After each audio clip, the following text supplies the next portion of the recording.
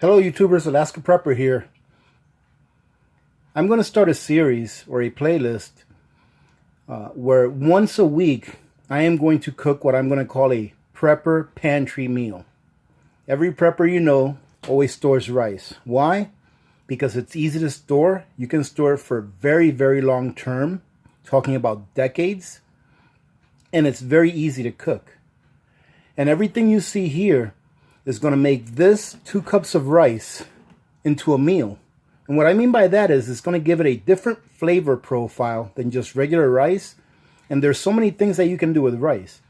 So I wanted to go ahead and show you how you can convert just plain white rice into a very tasty meal, so that if you're ever in a situation where all you have is rice and your spices, you can make the same meal and it is very good. Of course, I'm Dominican, so this is a spin-off of what Dominican rice is, but it's only using items that you can store for long term. So as you can see there, I've got some olive oil that expired in 2019. I have stored it in a nice, cool place ever since I bought it, and it is still fine. I have some dry spices, like some adobo. I have some salt, some black pepper.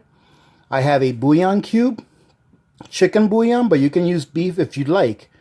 I have a packet of sazon Goya, which you know that I use that a lot in my Hispanic themed foods.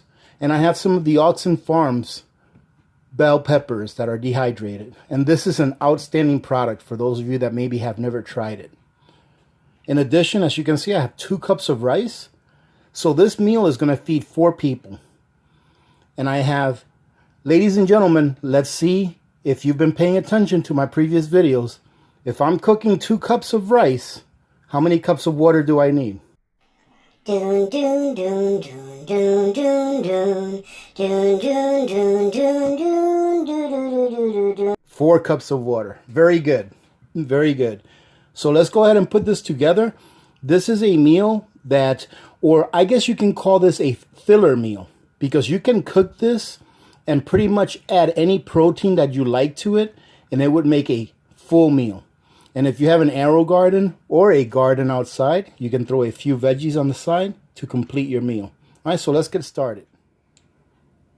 The first thing we're going to do is add our 4 cups of water to the pot. And as soon as I add my water in, I'm going to go ahead and start the burner. Yeah, I'm going to put it on high so that water can start getting warm right away. You can wait till you have everything in there, by the way, before you start the burner and start the cooking process, but I'm just going to do it now.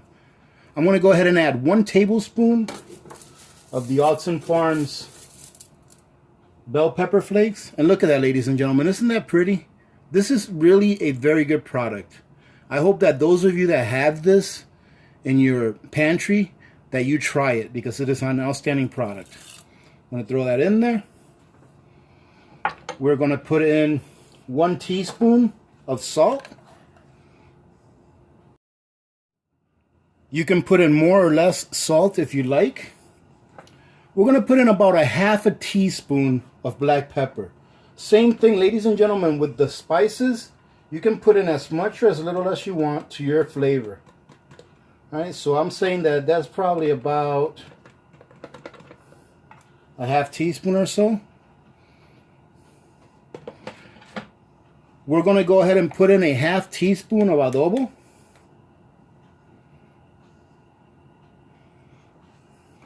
We're going to put in our sazon Goya.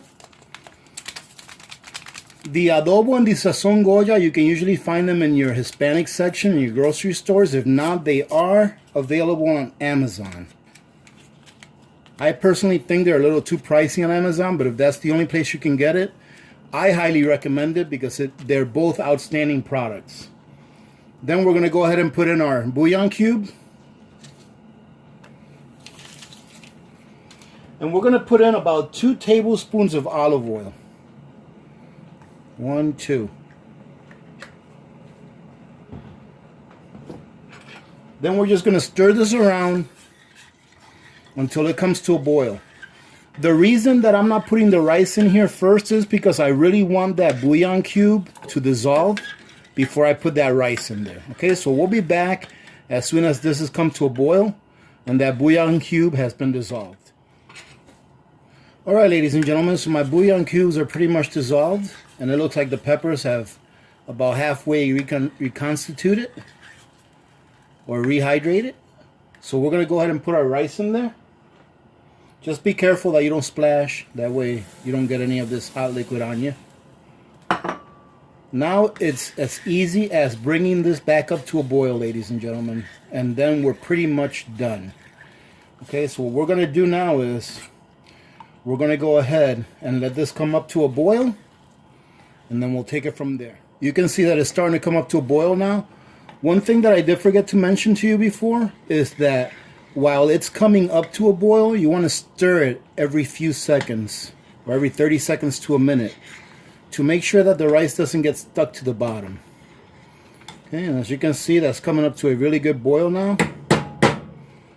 Now what we're going to do is we're going to cover this, and we are going to go ahead and put it on our smallest burner on the stove, which is that one back there, and you're going to put it on the slowest setting. You're going to put that there. You're going to turn your timer on for 25 minutes because this is a 2-cup dish. If I was doing a 3-cup dish, I would probably be doing it for 35 minutes. So we're going to turn our timer on for 25 minutes. Once the timer goes off, you're going to turn off your burner and you're going to let that sit there for 5 more minutes before you open it.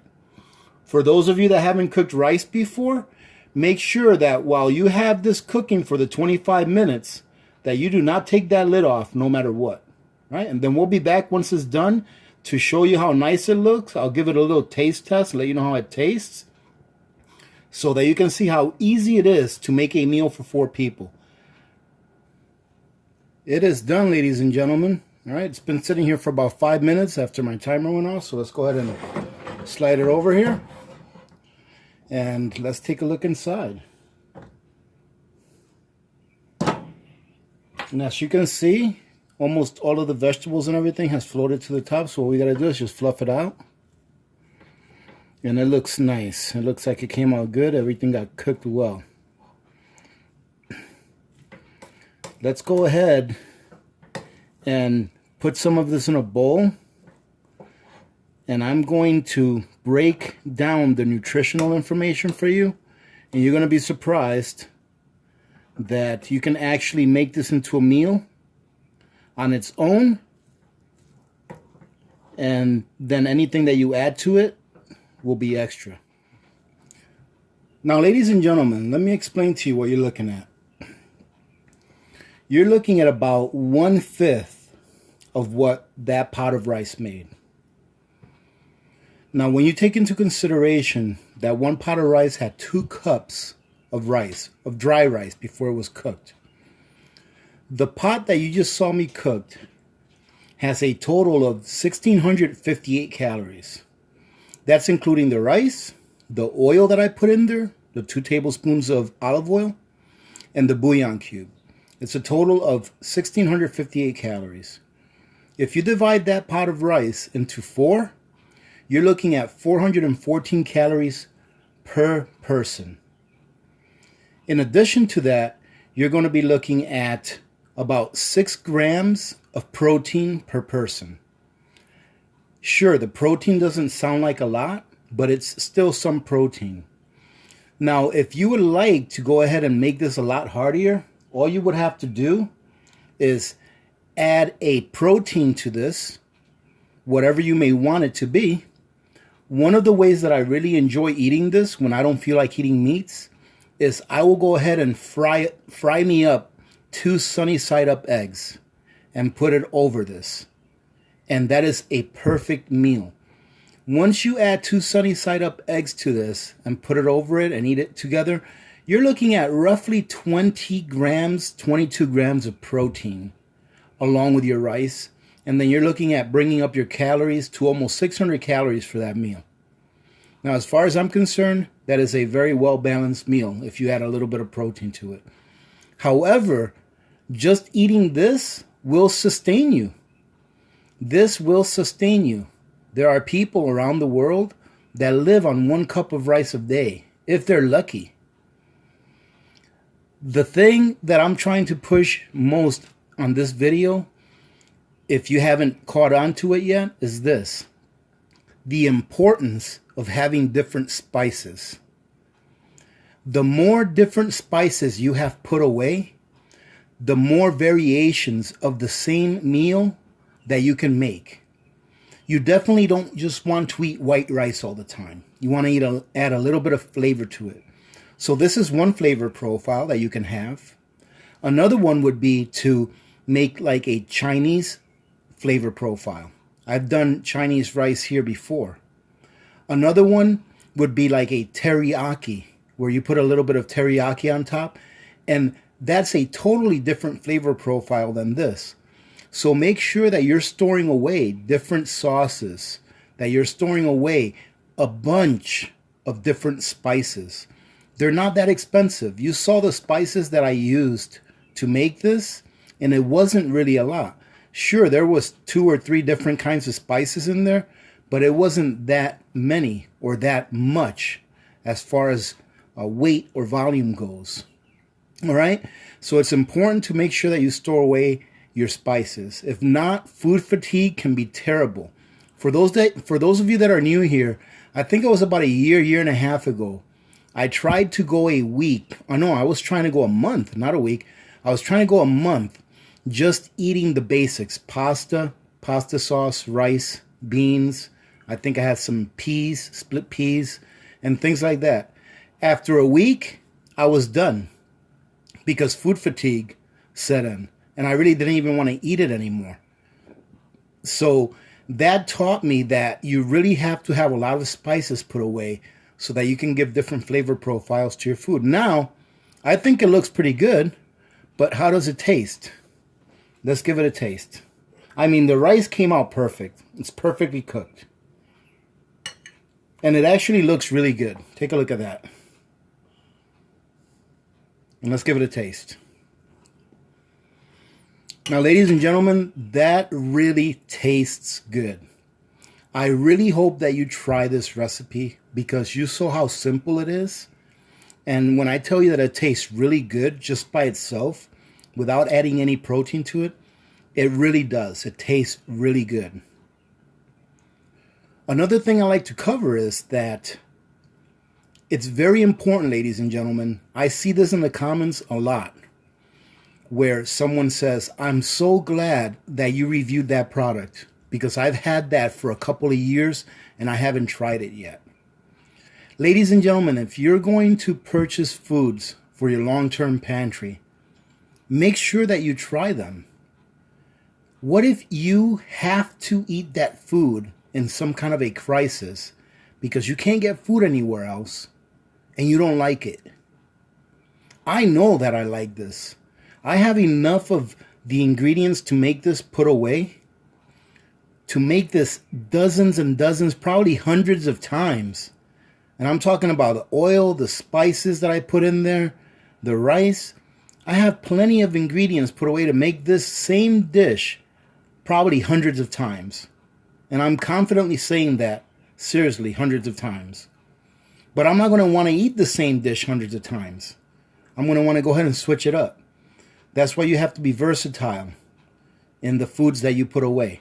But make sure that whatever foods you are putting away for long-term storage or for an emergency, make sure that you know that you and your family like it.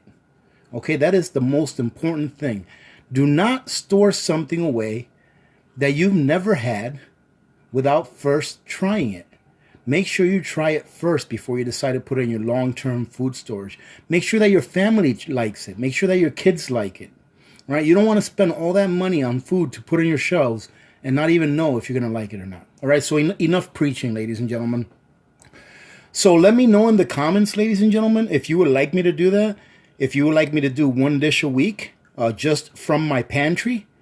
All right, so as you saw with this dish, I didn't use fresh peppers. I didn't use fresh anything. Everything that I used in this was stuff that I have in my long-term pantry. And the seasonings that you saw me use, yes, I used those came out of my kitchen cupboard, but those are rotated through my long-term pantry. So once I run out of adobo, like you saw me have there, I have a whole bunch of those in my long-term pantry. Right? I just replace it, and then whenever I go to the store, the commissary, whatever, I'll pick up another one and put it back in the place of the one that I took out.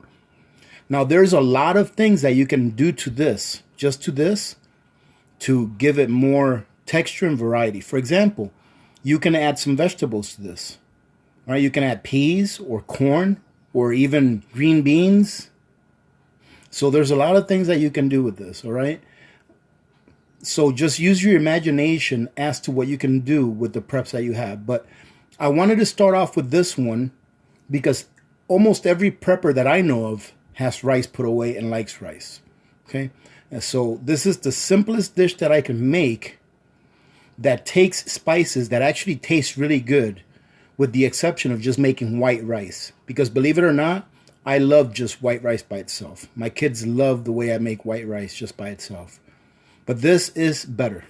Listen, I really hope that you enjoy this. Let me know if you want me to continue doing this. Once a week, I'll go ahead and pull something new out of my pantry and cook it from scratch, more than likely. And then we can all get ideas from each other on what maybe we can do next. All right? So having said that, thank you very much for joining in. I hope you guys are having a good week, and I hope you all had a safe and a really good Memorial Day yesterday. Right? So remember to be good to each other. When good people do good things happen. Remember to reach one, teach one, and repeat. If we all did this, the world would be a better place, and you know that it will be a better place. Many blessings to all of you and your families. This is Alaska Prepper, and I'm out.